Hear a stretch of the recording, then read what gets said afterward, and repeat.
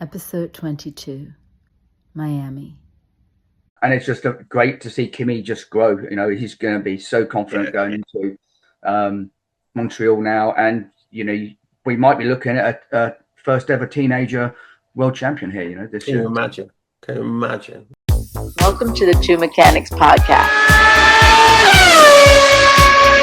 Kenny Handkammer and Mark Grain have 18 Formula One World Championships between them, have been in the Guinness Book of World Records twice. They have over 30 years of motorsport stories between them, not to mention the 40,000 beers. Cheers. What you say? Right, Mark, what we're saying. Sorry, I've been a bit, what's the word? Absolutely. Yeah, well, what are we saying? What we're saying is Formula One is back and Kenny Handkammer's back. That's what we're saying. So welcome back. Sadly missed. We've had a bit of feedback saying, "Where's Kenny?" I hope he's coming back. So yeah, I think he was always. Don't worry, he was always coming back. He was always coming back. I'm not too sure you're extending the truth there a little bit. Nobody said anything, did they?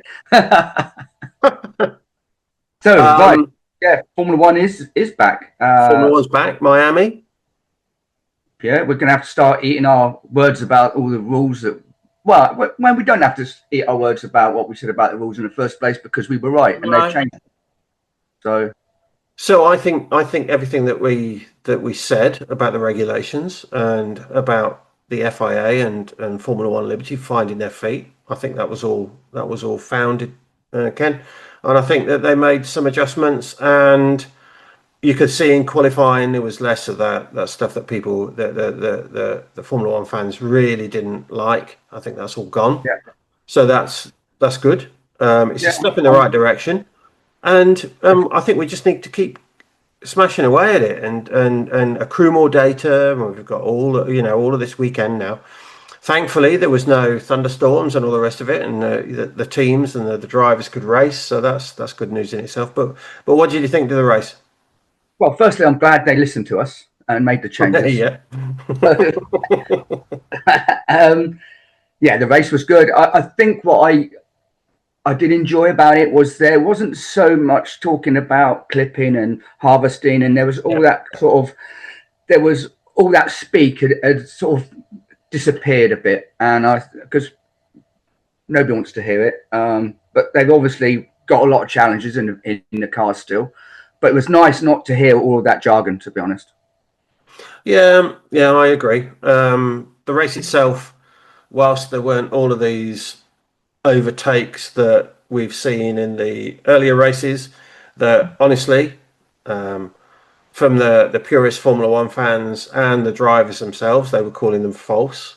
We did speak about that and said, the crowd in China were cheering him on, but at the same time they did feel a little bit, I don't know what you want to, false or whatever term you want to call it. So anyway, I think we returned today. I think we returned more back to what Formula One racing has always been around. But yeah. So early on, incident packed, and then it kind of tailed off to towards the end, which is a bit of a pattern for 2026. I don't know. What do you think? Yeah, I definitely 10-15 laps to go. I was looking at filling up my bird feeder, which means I have to get up a ladder to do that. So I dived in and out on that. But yeah, it seemed to the pace had sort of evened out a bit. Obviously, last lap was exciting with Leclerc's spin, Max's spin at the beginning. I still think that he's one of the few people that can do that and get away with it. I know you could say, well, he was just lucky because a lot of people could have drove into him. Yes, for sure, 100%. But I think his car control and skill and to be instantly back, holding the clutch and accelerating again, phenomenal. And that's Max all over. It was good to see him being competitive again, wasn't it? Let's face facts. I think everybody knows where I'm at when it comes to Max. My strong belief is he's the fastest driver in the world at the moment, and and great to see him being competitive again in qualifying. So when I look at this race, I know that McLaren have delivered a big upgrade package. We know on this podcast that we're not into diving into deep technical detail. It's out there for you to take a look at. I mean, we can, but it's just boring. Yeah, it's just dull, isn't it? Dull. So where I'm at though is McLaren have delivered a significant upgrade package. Yep. Yet Mercedes still on the pace and have still won the Grand Prix, and they are not bringing their upgrade package until Canada. So I think that's pretty ominous for the rest of the field. McLaren seem to have leapfrogged Ferrari, or Ferrari taking a backward step, however you want to put it. Clearly, Red Bull were closer to the pace. Fantastic to see. And as racers, and now without any association or affiliation to a team, I just want to see Mercedes, Ferrari, Red Bull, and McLaren duking it out. And Yep. Right. I think that further down the grid, interesting that Aston Martin could put one over on Cadillac. So that shows you that, I think finishing is a big thing, right? yeah, exactly. Massive vibration issues, as we know. Yeah. So there obviously there was, the drivers are capable of finishing the races. I think that shows you how difficult it is, Ken, to come into it. And Cadillac, and the backing of General Motors, and I know a lot of the talented people are there. They're starting from scratch, and that's how difficult it is to be competitive in Formula One. That with the dreadful situation that Aston Martin found themselves in, and now all of a sudden they're starting to just claw away. And of course, Pierre Gasly got put on his lid, didn't he? Yeah, Hadjar made a rookie mistake, didn't he? That was pretty basic. That was a big dive, and it was that was one of those classic rookie mistakes in my opinion. But I think the stewards agreed with us, Ken. So yeah, I think it would have been interesting to see how the race would have panned out if Max hadn't had his spin, but that's rhubarb, right? But also, should be my grandfather. But yeah, exactly. But also, like we said, Antonelli is he's really starting to gather some momentum. And like we said about, when Toto had that faith in him and he saw something, stuck by him, all of that. And when he was off smashing up test cars at Monza and doing all of that, he didn't ditch him. He stuck with him. Now it's starting to bear fruit. So fair play to Toto and his team at Brackley, because they knew something, they saw something, and look at it today again. And I'll tell you who's going to be really worried. George. Because if you look at it, even since when George started, he more or less beat all of his teammates. When he was at Williams, he had the legs on Lewis. Okay, he kind of out-qualified him most of the time, and it just goes to show how phenomenal that Kimi is, right? Yeah. Because obviously, George is not a slow driver, and if you've got, but you can imagine how deflated he's going to be now, because he's never been in that position before, and he's now going to have to wrap his head around it and see if he can get himself out of it. Yeah, he's got a challenge for sure. It's like we've said, this could be George's only opportunity to win the World Championship. So he has got to get his shit together, frankly, hasn't he? And come back at his teammate. You know as well as I do, Ken, that any race car driver in Formula One always going to tell you the first person you look to beat is the fellow in the garage next to you, is your teammate. Yeah. Then you work on the rest of the grid. George has got to do that. He's got to work out how he's going to beat Kimi, and then after that, the rest starts to fall into place, shall we say? And it was raw pace, right? I mean, there was nothing drastically happened different to, pit stops or strategy wise, really to say, oh yeah, he was unlucky because of A, B, C, D, and Kimi finished 44 seconds in front of him. Yep, there's a big chunk of time. Absolutely. Massive.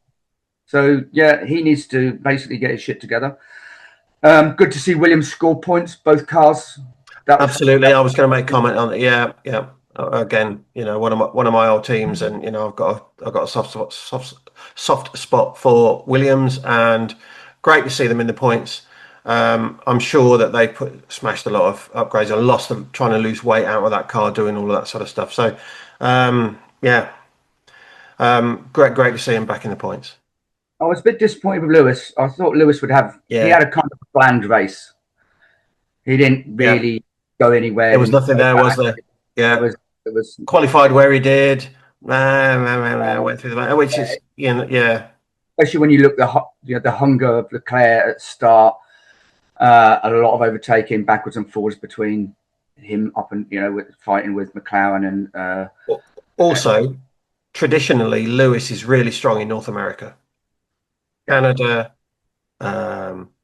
Austin, all of those North American races. Traditionally, Lewis is always quick there. So, I was hoping for something from him today. I was hoping he was going to move through the field a little bit and start a challenge for a podium. So that's a little bit disappointing. But again, if going back to where we came in here, and if McLaren have jumped Ferrari, Red Bull seem to have jumped Ferrari. That whole deal. So kind of starts to explain where Lewis was, doesn't it? I guess. But yeah.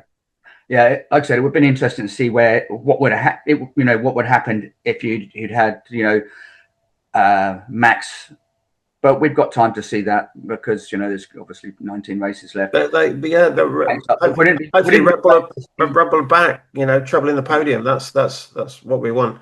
But again, let's we've had a Grand Prix.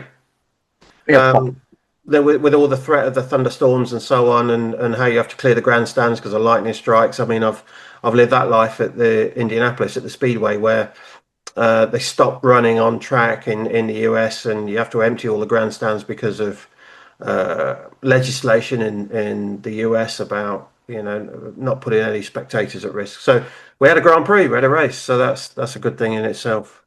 Yeah, and it's just great to see Kimi just grow.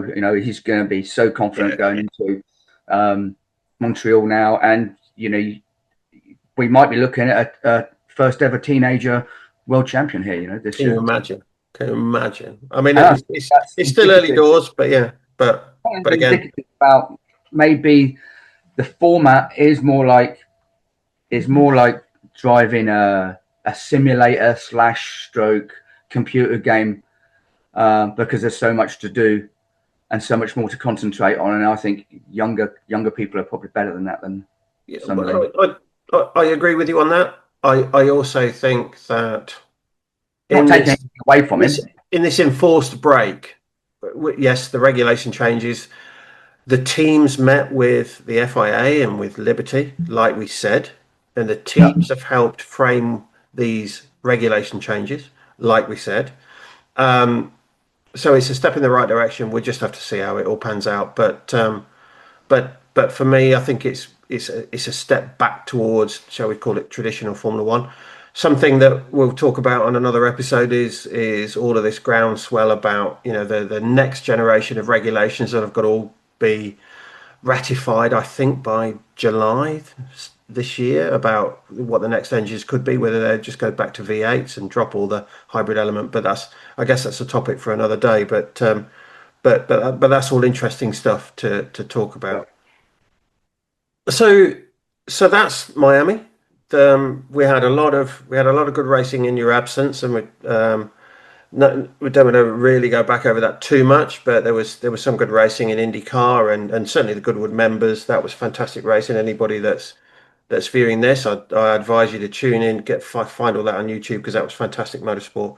But there's also the Monaco historic race. Oh, yes, the Monaco historic. Yeah, that looked obviously a little bit emotional for Jean Alesi writing off that. The '69 car. Yeah, that looked weird. Coming out of the tunnel. It's like it grabbed a right front and pulled him into the wall and then bounced across. But yeah. But yeah, I'd love to do that. That's on every 2 years. That might be something I want to do. I went as a punter years ago, and I had a fantastic weekend just walking around. Do you know what? I've got something that I think they should do there. A gripe. I think another one. Yeah, I think everybody who's working on those cars should wear period team kit. Don't go with a body warmer and no. You know, No, it should be you've got to traditional. go. You should be wearing the period team kit. That's what I think. And the full atmosphere. And we know how badly all that fitted. Yeah, exactly. Yeah, they'll all come away with aching feet and chafing all over their body and a whole lot. But anyway, that'll be better for me. Yeah. Which leads me nicely onto this episode's rearview mirror. What have you got? What have you got for rearview mirror this week? Rearview mirror. I think if we touch on the sad loss of Alessandro Zanardi. Yeah. That was we would work with Alex and phenomenal person, champion, driver, and then the Paralympic stuff after losing his legs in that tragic accident. I remember him as a test driver at Benetton. I'm not sure if we were there together at the same time. We may have been. We weren't, and I've seen Mark Owen, who was team manager at the time, and we would talk earlier today. It's the evening here in the UK, and I saw Mark earlier, and he was speaking very fondly about Alex and the fact that he was test driver at the time. Yeah, and I remember one or two nights. Motorhome setups are very different, not like the monsters they've got now. It was basically out of a bus. And he went and cooked pasta for all of us, the whole team.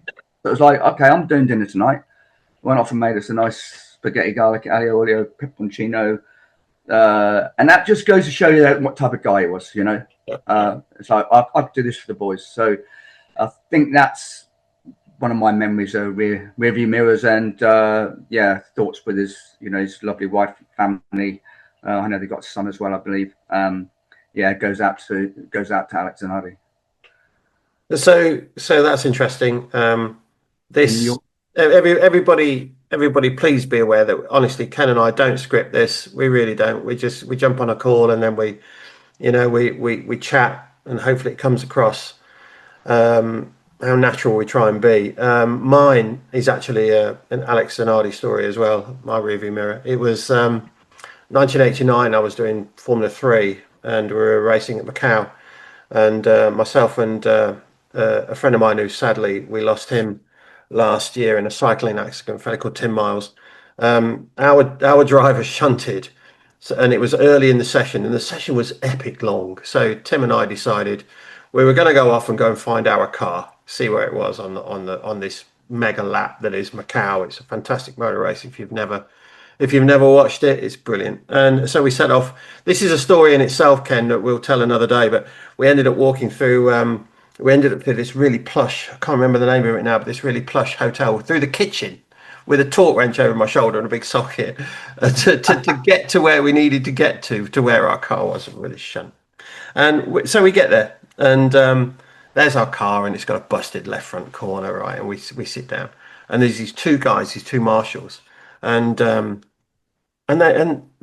kind of acknowledge us and do all of that sort of stuff. And then they turn around and go to my mate, they go, you're Tim Miles. And he goes, yeah, I am. How do you know me? And they said, oh, we're New Zealanders. He was Kiwi. And he said, we pulled you out of the barrier at like Timaru or Pukekohe, one of those Kiwis, because they were Kiwis. He was a Kiwi and he used to drive in Formula Ford, right? Oh yeah, we pulled you out the barrier and turned you back upside, right way up and all the rest of it. So these guys are having a conversation, and it was such a coincidence that he was there, and they all know each other, right? Yeah. And I'm just sitting there listening to these Kiwis waxing lyrical about Kiwi motorsport, and it was at the end of a long straight, cars coming towards us, and then cars would turn right but left as we're looking at them, right? And I'm just sitting there and they're chatting, and I saw this Rolt FedEx purple sponsored car heading towards us. Next thing you know, the fronts are locked up, and I'm like, whoa. And I grab my mate Tim and I pull him backwards because I could see this car's coming into the barrier, right? Bosh, barrier. We go dive over some bales, and then we kind of peek up back over the bales after the accident stopped. The two Kiwi marshals hadn't even flinched, they've not even moved, and then we hear this fuck, blah, blah. And of course it's Alex, right? It's Zanardi. He gets out and he climbs over the barrier and he sits down with us. And then there's 5 of us just talking. He was such a, once he got over how annoyed he was with himself because he just shunted his car. He was just a great guy, and that was the first time I met him. I'm not going to sit here and claim that he was like some, super close mate or anything like that. But I met him several times later in Formula One, and he'd wander down, and that was before the accident and after the accident as well. And see him in the pit lane, and he was just such a good guy. And of course, I've got a lot of friends in IndyCar these days, and at Chip Ganassi's, and his record there is fantastic. And Dario is Franchitti's, a mate of mine, and everybody just always used to speak so highly of Alex. Never got a bad word to say about him. No, and then of course it's it's a matter of record that, matter of record that he went on to get a gold medal. And if you remember, Kenny, he won that gold medal in a handbike race. Yeah. And that race was around Brands Hatch. It was at the 2012 Olympics, and they actually had it at Brands Hatch, and that's where he won the gold. So, that's my rearview mirror this week. And just sad loss, great guy, sorely missed. Yeah, for sure. Yeah, 100%, 100%. So what have we covered? We covered the race. I mean, we just phenomenal. It was, I think Kimi's just going to. I believe he's going to do it this year. I don't know why, but there's an awful long way to go. Wouldn't it be a lovely milestone for Formula One? So it would, yeah. Let's continue to go with that. Canada in a couple of weeks, and just for the people listening, we will be filming in a different location next week because I'll be in the UK. Yeah, for the Formula One Charity Mechanics Trust. Yeah, they're the Grand Prix Trust, which kind of brings me on to whose round is it for you this week? Okay, gents, move down. Closing time. Whose round is it? Well, it's going to be your round, isn't it? Because you're buying a beers when I get to UK. Normal. We've said before, but walking into a pub with you is like the old German band pub bar. Oh, where's my wallet? But slapping your thighs. Oh, I can't find my cash. So I've already budgeted for that. Sorry, we can put it on your room. Put it on your room because we're staying in a hotel there. So. And yours? For me, I'd like it to be everybody who's tuning in and listening to us.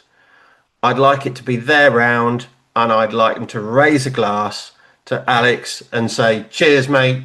You were a good bloke, but you were a phenomenal race car driver. You were absolutely, you had massive balls, and you were super fast." So that's whose round I'd like it to be this week for me. And of course, I am gonna crowbar a beer out of you when you come over in. Obviously, like normal. Nothing changes there. And on that note of losses, I think we need to mention it's the anniversary of Roland Ratzenberg, who died on the 30th, and of course Ayrton, and of course Ayrton Senna, and that's quite weird, isn't it? That Alexander Zanardi died on the 1st of May, the same as Ayrton Senna. Yeah, you're absolutely right. We won't talk too much about 1994 now because we have got 2 podcasts dedicated to 1994. It's such a big subject. It was such a big year in motorsport, and Kenny and I coming out from absolutely 2 different positions, from the Williams position and from the Benetton position. So, but we've got those coming up for you. But also to Ken's point, Kenny's coming over to the UK coming up, and we will be coming to you from a pub somewhere in Buckinghamshire near to Silverstone coming up. So that's something hopefully you'll all look forward to, but also the 1994 episodes we've got coming up as well. Yes. So some good, bad, and mixed emotional Absolutely. memories with that. So yeah, and thanks for everybody for listening. We really appreciate the comments, the views. Phenomenal amount of views in 30 days, and yeah, we're happy to keep bambling on as much as you want to keep listening to us. Yeah. So yeah, thank you everybody. To back up what Ken said, we're available on all the podcast platforms, and yeah, tune in again soon. And finally, from me, thank you very much to the production team, Nichole, Mal, and Chris, for all their hard work behind the scenes. Yes, and please still subscribe. Thank you. Cheers. Bye bye.